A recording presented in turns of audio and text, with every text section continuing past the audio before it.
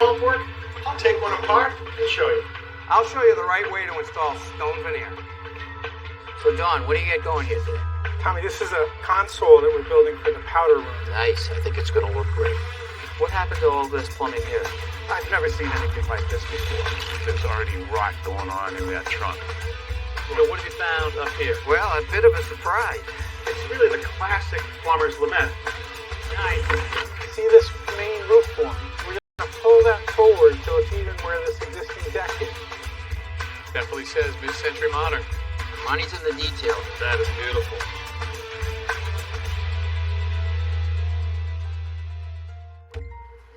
Hi there, I'm Kevin O'Connor, and welcome back to this old house. Our project is in Jamestown, Rhode Island, but today I'm just a few miles north in Providence for a meeting with our homeowners. Our homeowner, Don Powers, is also our architect, and with the help of his wife, Dana, they are the first homeowners to not only live in the house, but also to design it as well. And a lot of those creative decisions are happening today, right here in Don's office. Hey, Don. Hey, Dana. Hey, Kevin. Good to see you guys. Good to see you. Nice offices you have here. Busy place. Yeah. A lot of folks back there. So we are right about the wallboard stage. So when that's done, we get to the finishes and the trim and all that. So a lot of decisions for you guys that need to be made. Where do you start? I mean, how do you get started in figuring out everything in the house? I think for us, we wanted to continue the simplicity of the architecture and bring that into the interiors. And the first thing that we kept coming back to was a lighter wood Scandinavian finish flooring. And so that became the starting point with white walls. So when you say lighter wood, the oak obviously, but no color to this? Oh, we're going to have a light white stain put into the polyurethane that'll help make it a little brighter, a little cooler, a little more cottagey. Nice. Okay. Makes it sort of that beach house feel. And this goes all throughout the open floor plan? Yeah, so this, it's basically an open floor plan. I'm circling around the kitchen and down the two stairs into the living room, so all of that will be the same floor. This sort of ties that open floor plan together. Right. And that is going to tie in with the kitchen cabinets that we selected. Because again, from that space, you can see into the kitchen, and we wanted to bring that element into the living room by wrapping the fireplace in a shiplap. Oh, interesting. So this volume right here, that's sort of the fireplace mantle, and then that's mirrored on the other side of the room by this bump out, this what I call feature wall, that's also going to have the oak shiplap. So those two. So just two little accent walls. Yes. So this obviously isn't shiplap, but it is the oak. Do you have the paint color chosen? Right here. So the rest of Well, that's going to be pretty cool to see. So light and neutral with a lot of texture and the natural wood. And this is for upper and lower cabinets? Those are the lowers. The uppers are in this finish right here. So we've got that combination going right there. Yeah. All throughout. Okay. I'm looking at a lot of fabrics here. What is all of this? We had to incorporate some existing pieces that we had, and so that was also important in guiding the other decisions for the room. So this is a big sofa, and we've got some chairs in this fabric, and so we needed to find something that tied it all together, and that's what guided the decision about this area rug that we'll use in that space. Okay, and then on top of that, I see other fabric swatches. Those stand for other pieces of furniture that you're adding? They do. So we have another sofa in this kind of warm white that'll look, I think, pretty nice against that white wall color, and the window treatments are going to be in this texture, kind of natural woven shade, and a couple of accents of leather here. Beautiful. I do see a dark pop of color right here. Right. Is this in the plan, or is this? See, you can see the open floor plan right here, but right. In this one room right here, which is the den or the TV room, and because that's separate and sort of a retreat, it's a chance to do a really strong contrast and make a very dark space in this Triton blue. And as you say, it's not really part of that open floor plan, so it's that retreat from the open floor plan. Yes. That's going to be pretty cool as well. So there's one material that I see here. These are white, but they're actually metal. What is this material? Those are the appliances, and what I love about that is it's a kind of nod to appliances from 30 or 50 years ago when they were white enameled, and we're returning to that sort of traditional finish, but it's going to not look like your grandmother's refrigerator. Yeah, that is very cool. All right. Well, you guys seem to have your act together. I love it. You're ahead of the game, so we thank you for that. And if you have any problems with the designers, just let me know. right, guys, thank you. Thanks, Kevin. Thanks, Kevin.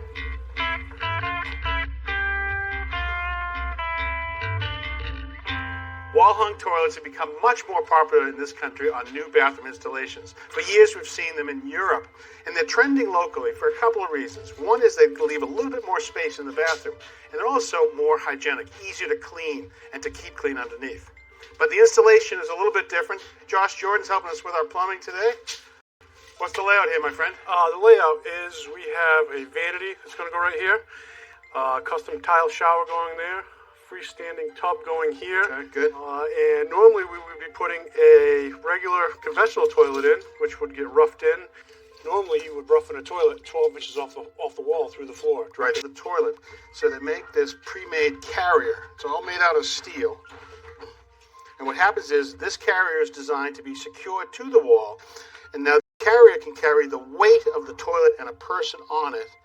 And then all of the working parts, this is the water tank right here, built right into the wall. All the service parts and the flush mechanisms will be right here, always available for service. And this will be completely built into the wall, so you won't see anything except the toilet sitting off the side. All right, we ready to drill our hole through the plate?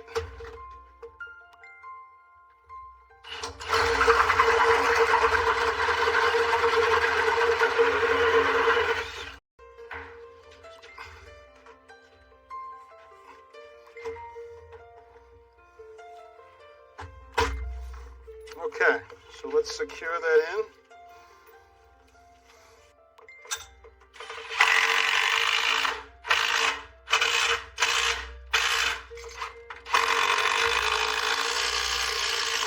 Let's just double check it for plumb. Perfect, go for it.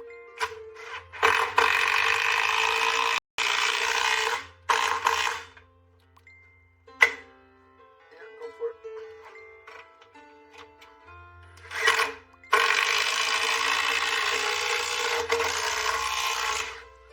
All right, so now the carrier is secured. We just need to run our water supply from right here inside the wall down here.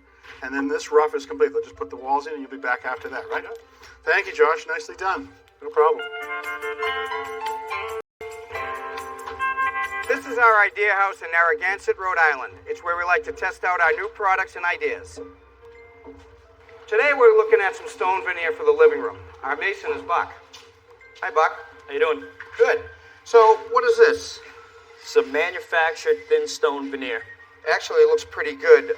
The molds that they make this manufactured stone with have just come a long way. I mean, that looks like real stone to me. And the other thing I like about this, Buck, is it's very easy to lay. Yes. So we have our backer board, which is a cementous material. It's already in place. Where are we going to start our work? Gonna start in the corner. All right, great. So right now, Buck, you're using a modified mortar, I can see. Yes, it's a thin set fiber reinforced mortar. All right, and just perfect for our application. Yep, has great adhesion. And you're coming out of the corner. Why, Buck? Just a good place to start. Just a good place to start. We make our run left to right. Always use a notch trowel. When we place the stone in, the mortar kind of spreads out and we get that good grip that we always look for. Yes. All right, great.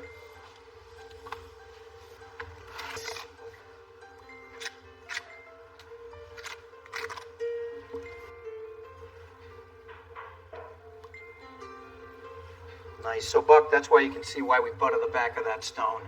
Just gets that extra grip. All right. So, Buck, you throw that one in nice and tight to the corner piece. And we're going to work our way back to this corner, put that piece in, and then I think we have a cut in the middle. Is that correct? Yes. Yeah, okay. Okay, so, Buck, as you bring that in, what we have here is we have a stop built by the carpenters. This is just going to mimic our bookshelf, so that way we don't overlap it. Yep, great. That looks good.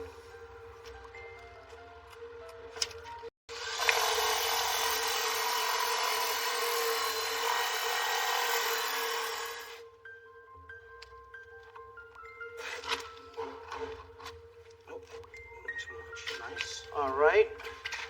So, Buck, all we do is we come back to this corner that we started, flip our corner piece over. We're going to put it in place. That's going to keep our running bond going, which is basically brick over brick over brick.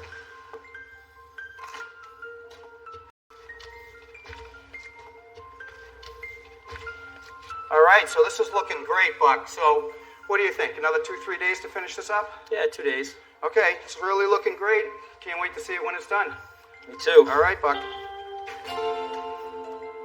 We're hoping that energy from the sun is going to be the only power for our net zero house. And then we're going to take that electricity and turn it into heating and cooling using a heat pump. Now, we've talked about heat pumps a lot, but how do they actually work? Well, our HVAC professor is back at the barn, ready to show us.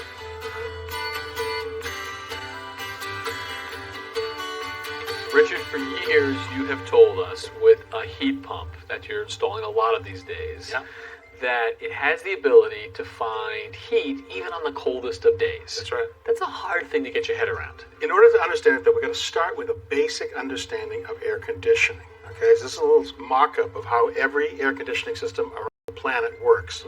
All right, it works on the most important principle to me in thermodynamics, which is heat always goes to cold. No matter what. So imagine this is the inside unit, the part that's inside your building. It has a fan going across it. This is the coil you open, yeah. Right, and it's filled with refrigerant. If I can get that really cold, the air, the heat that is in the air on a hot summer day passes by this coil, and the pipes inside this are really cold.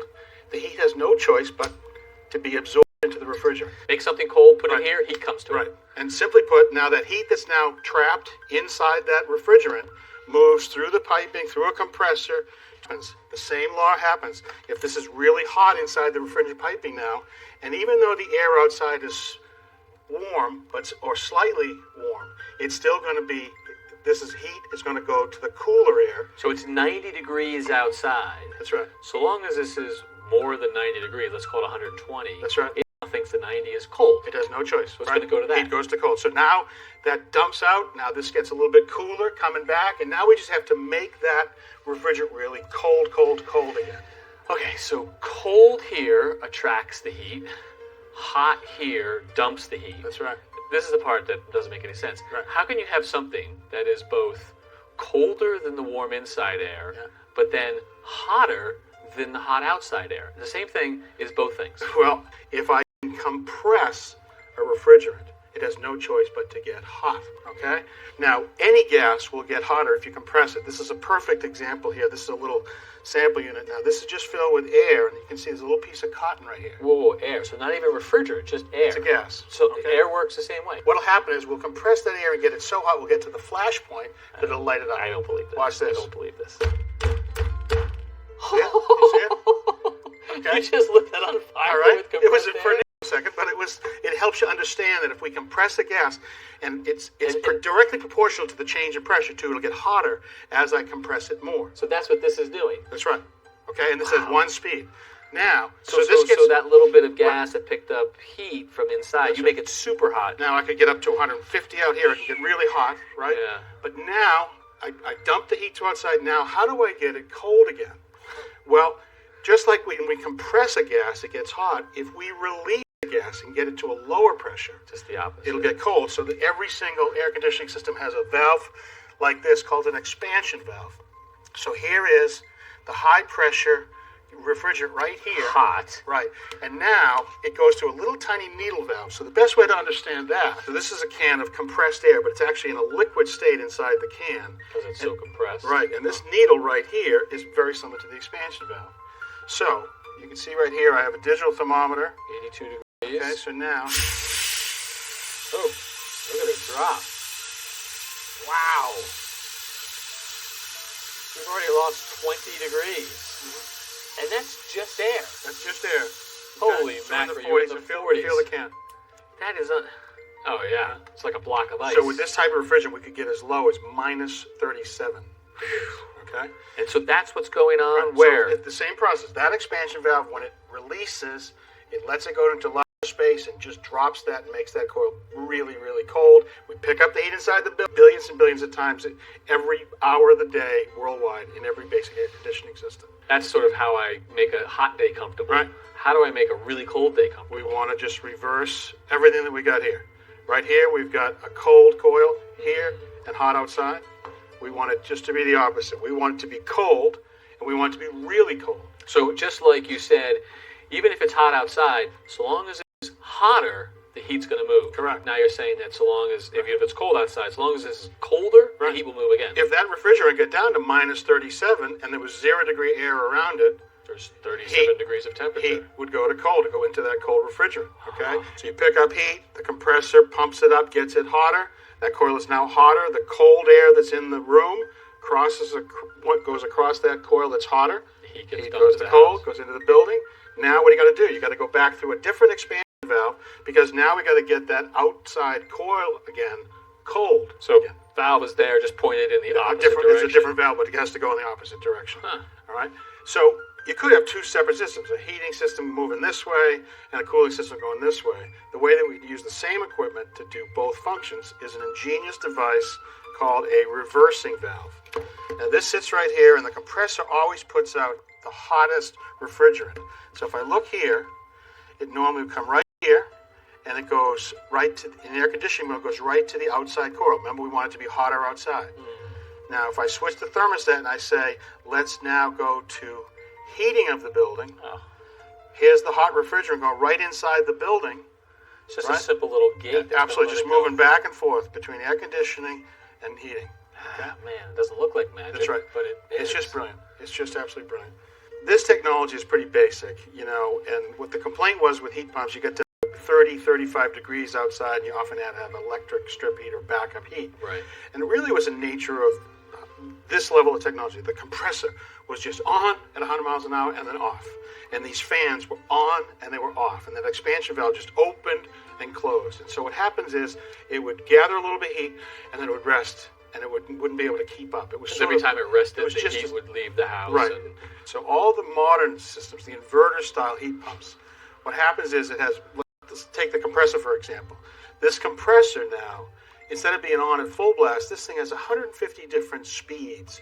So it's constantly changing the pressure of the refrigerant, which means it's changing the temperature. So if I didn't want really, really hot and I wanted, say, 87.5 degrees, could I get 87.5 Absolutely, degrees? precisely that, absolutely. Wow. All right, so now that's on the heating side. We change the compressor speed and spin, okay?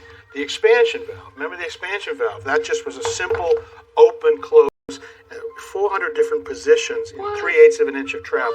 So now you're matching the perfect amount of pressure for the heating side. On the cooling side, you're just changing it just right. So if I didn't want 30 degrees really cold, I wanted, say, 47.5 degrees, I could get just that? Absolutely.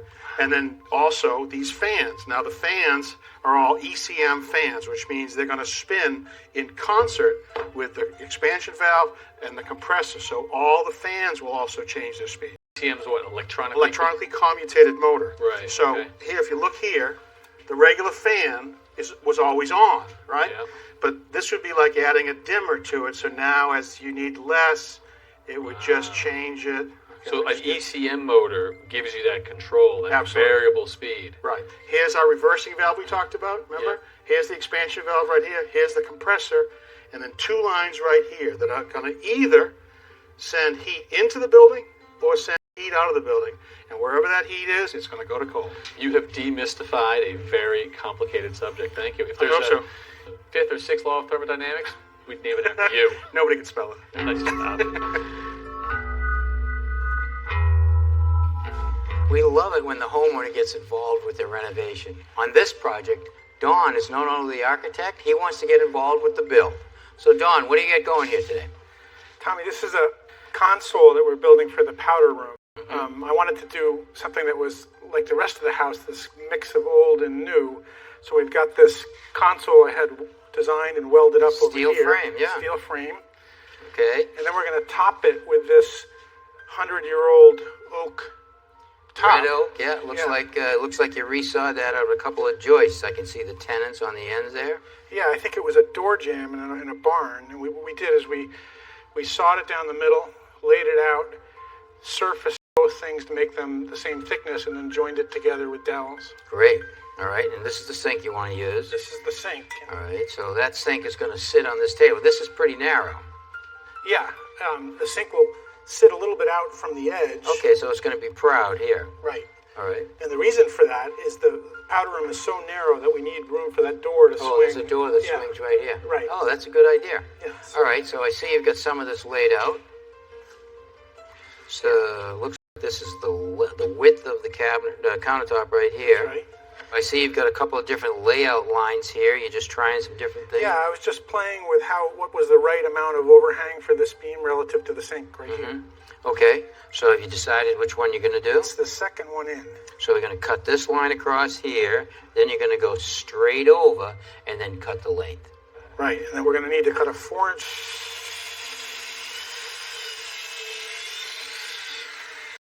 All right, so now we're going to cut the straight line that goes here, where it meets this arch here. You're going to do this line right here, right? And then we're going to stop it here and run another straight line.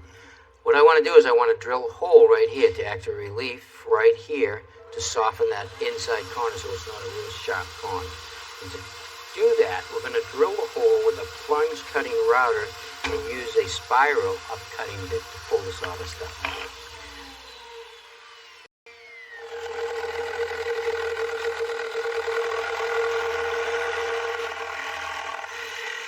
Okay, so we've made our 2 straight cuts in, and now we're going to cut this radius cut right here. To do that, we're going to use this adjustable compass. So what we're going to do now is we're going to take the saw, lock it in, turn the saw on, and just slowly cut your way around. And that should make the radius that you need.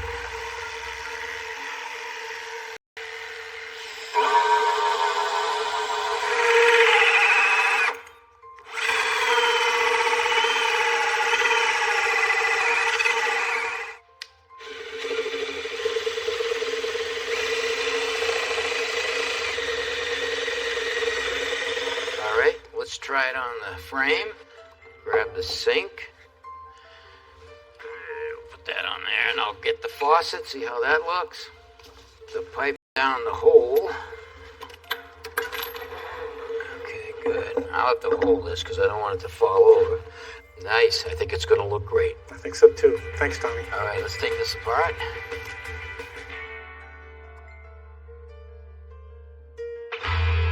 Next time on This Old House. This is the Irish School of Technology and Trades, a school designed to teach the skills of boat building to the next generation. So, turns out boats are a great metaphor for building almost anything. What's better, drywall or plaster? We'll show you the difference. And here comes the sun, or better yet, our solar plant. When the sun comes down and beams on this, it's going to excite the electrons, produce about 300 watts of DC power. So 300, what can that do for us in a typical house like this? For more This Old House, go to pbs.org/thisoldhouse, where you can watch full episodes anytime. And follow us on Facebook, Twitter, and Instagram. This Old House magazine, the companion to our television series, provides trusted information from our team of experts. You can use your credit card to subscribe for 1 year. That's 6 issues for $10. Just call 1-800-221-5900.